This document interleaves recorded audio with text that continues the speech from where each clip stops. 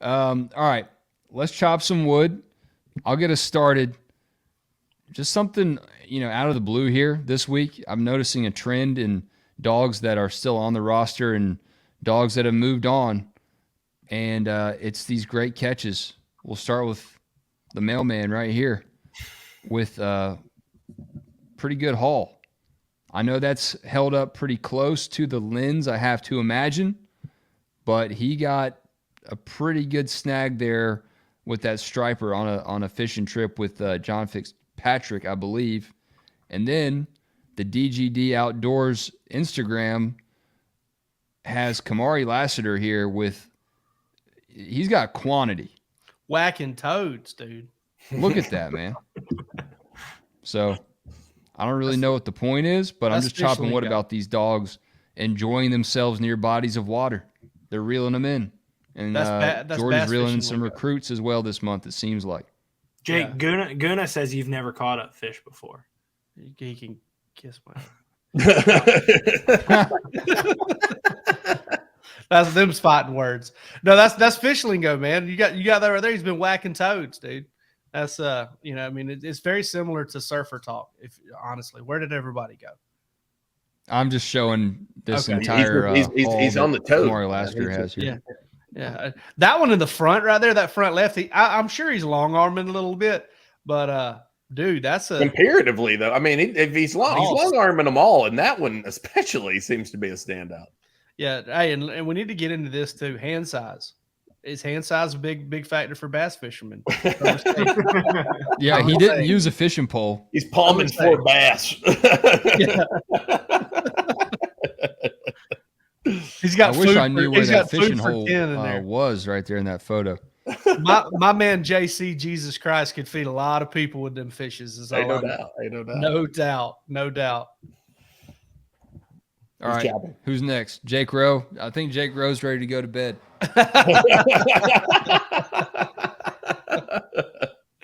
Oh man, listen, I'm going to chop wood on, and we go around to all these different assistant coaches and everything like that, and everybody kind of gets their flowers. And a guy that we've talked about some, but I don't necessarily know a lot, and a name that keeps coming up and who I talk to about things is Fran Brown. And, I know Rusty's kind of brought him up, and I don't know if we've chopped wood on him. I don't know if we've given the man the axe just yet, but in a good way. We're giving him an axe as a prize. But Fran Brown is the work he's doing for Georgia in this class is really tremendous because he's involved in Nair Daniels' recruitment. He was involved in helping Georgia get Jordan Thomas. He's also helping Glenn Schumann heavily with Justin Williams. Fran Brown is one of the more understatedly effective coaches I have covered ever at Georgia, and I've covered the team for over a decade. There are a lot of guys that were flashy recruiters like Brian McClendon. Whenever he would just get a Nick Chubb and a Sony Michel in the same class, I mean that just didn't happen very often. Alabama had done something the previous class with Derrick Henry and Alvin Kamara and Tyron Jones. But it was flashy. There was a lot of glitz and glamour to it, even though the players themselves weren't necessarily flashy players, and they were just great. But the way Fran Brown's just pitching in here, pitching in there, I don't know, man. It really feeds into the Georgia team culture and has a lot to do with why this team has been so successful on the recruiting trail in this cycle. And he's doing way more than just his own position.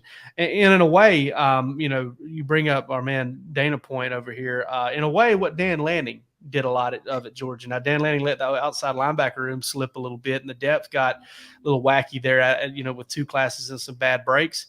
Kirby stepping in. Kirby had to step right. But ultimately, man, Dan Lanning with Nakobe Dean, with the guys at his own position, with defensive backs, he played a role with a lot of different guys. Malachi Starks, Dan Lanning was big there. So, the position coach is going to get a lot of the scrutiny and he's going to get the accountability, but there are a lot of coaches involved in these things. And something I'm hearing a lot of is Fran Brown. And I'm also just hearing in general a lot of, hey, I'm close to everybody. I know everybody up there. And that's kind of what Nair Daniels told me as well. Yeah, very collective effort by those guys. I think it's impressive. They're and you mentioned Dan Lanning, and it kind of gave me the same vibes as almost you said him, and that made sense to me. But the name I was thinking of was Glenn Schumann. I think that Fran Brown's going to have an opportunity to kind of pick his next spot. And I don't mean necessarily as a head coach, but he could go somewhere, probably be a hell of a DC, or he might get a head coaching opportunity. But the guy is destined for big things. Appreciate him while you can, because he's not going to be here forever. I can assure you that. All right, I'm going to chop wood. Okay. No, Go ahead. No, please. Okay. Well, I was going to chop wood, continuing on the theme of offensive line. I had two things that I was considering. I'll give the first one a quick shout out, and the second one go in a little bit more depth with it. Shout out to Georgia for the top 10 finish at the Learfield Directors Cup, 7th place, best finish since, believe they said 2005 was the year, or 15. I thought they said 18 years. I don't even. What is that? Is that like all the sports? Most, is that like all the sports? Yeah, together? it counts for all sports. Okay, that's why I don't know that. I can't remember. Anyway, that's why I wasn't going to spend all too much time on that. I'm going to chop wood on Amarius Mims. And what I loved what Cole Kublik had to say about him. He said, God knew he was creating an offensive tackle when he made Amarius Mims. The physical makeup is exactly what you want. NFL scouts are going to look at him and say, I don't even need to see the tape. He's on our board. Just because his ass is so wide, his waist is so small, his arms go down to his kneecaps, he's flexible, he can move, he can change directions. Yeah, he is, when you say prototype tackle, body frame, however you want to state it, that is him. He is that. He has a chance to play his way. He was talking about the best players at each position. Who said this? Cole Kublik. So you got to get Cole on here. He said he has a chance to play his way there this year because he has a ton of ability. So I'm excited to see what Amarius Mims has to bring to the table. I think, when you are looking at this offensive line, and I wrote about it as one of Georgia's top position groups, it reminds me a little bit of Broderick Jones from last year, where sure, he's not somebody that's a returning starter per se, but he's got some starting experience, started both of the college football playoff games. And then, it's also a situation where you're not really all that concerned about, this person stepping in as a starter, despite the fact that you are losing somebody that was off to the NFL. I mean, Jamari Salyer was off to the NFL, replaced by Broderick Jones, first-round pick. Last year, I don't think there was much concern about left tackle, and, normally that's a major storyline. Again, you've got Amarius Mims probably going to play on that right side because that's where he's a little bit more comfortable, replacing Warren McClendon, off to the NFL, 3-year starter for Georgia. Not really too much concern about Mims stepping in as the starter there. So excited to see what he can bring to the table. Loved that quote. Love listening to Cole talk about offensive linemen. If Mims would have not returned from his transfer portal experiment, where do you think he would have gone? Florida State. That was Miami. It was one of the two, I think. Yeah. He took a visit to Florida State. Yes. That's right. I remember that now. Missed the spring game. Oh, yeah, that's right. Yeah. That was fun. All right. So I think I may have done something on this on Dog Stocks on Sunday. I can't remember. These all run together for me. It's fine. But new audience every show. Yeah. Yeah. Choppin Wood tonight. I'm going to chop wood on a column that I did yesterday, which was called Third and Long. It was the first installment I did of that, and kind of went in depth on some topics, talked about some things, touched on them. And when I wrote a lot of it out, I was actually pretty taken aback with this. So what I wrote was, since Dylan Raiola committed to Georgia, that's I think kind of the big thing that kind of spurred a lot of this. It was May 15th. May 15th, right?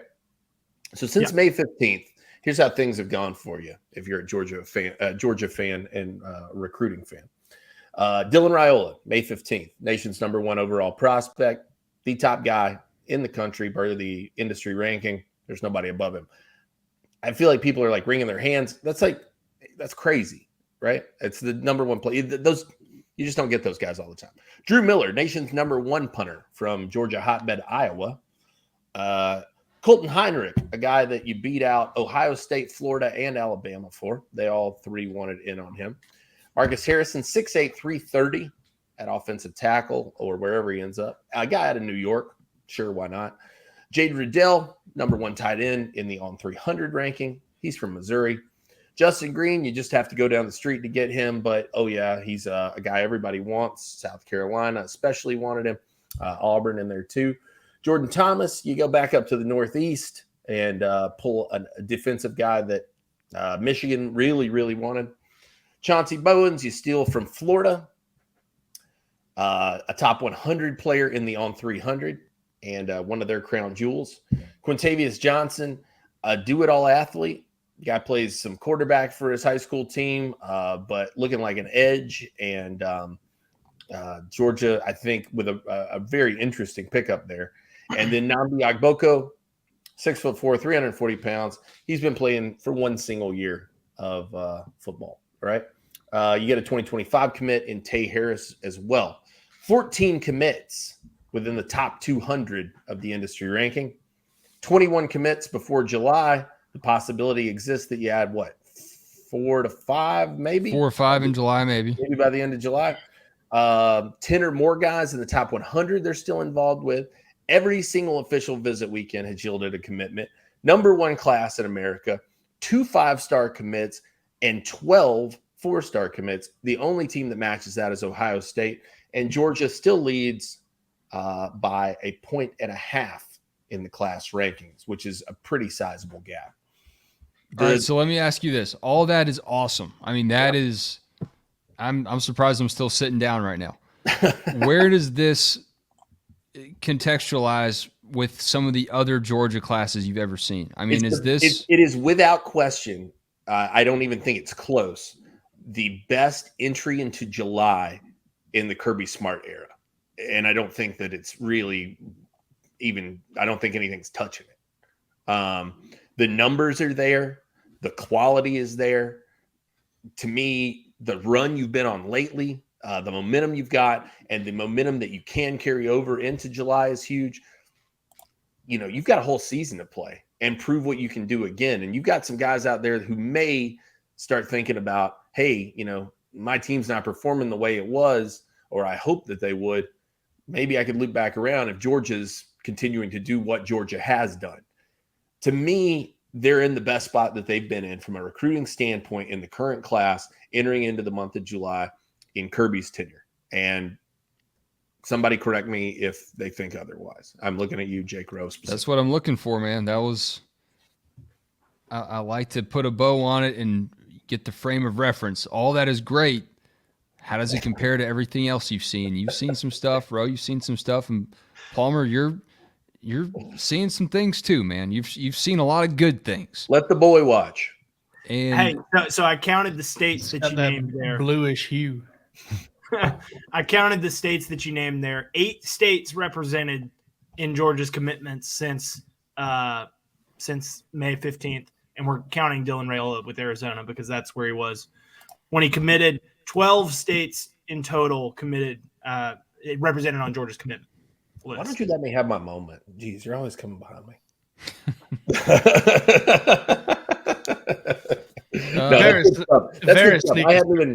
I hadn't even thought about that talk about the worldwide, the national brand. It's strong with Georgia right now, man. I mean, I cannot abide these people who are sitting back wringing their hands.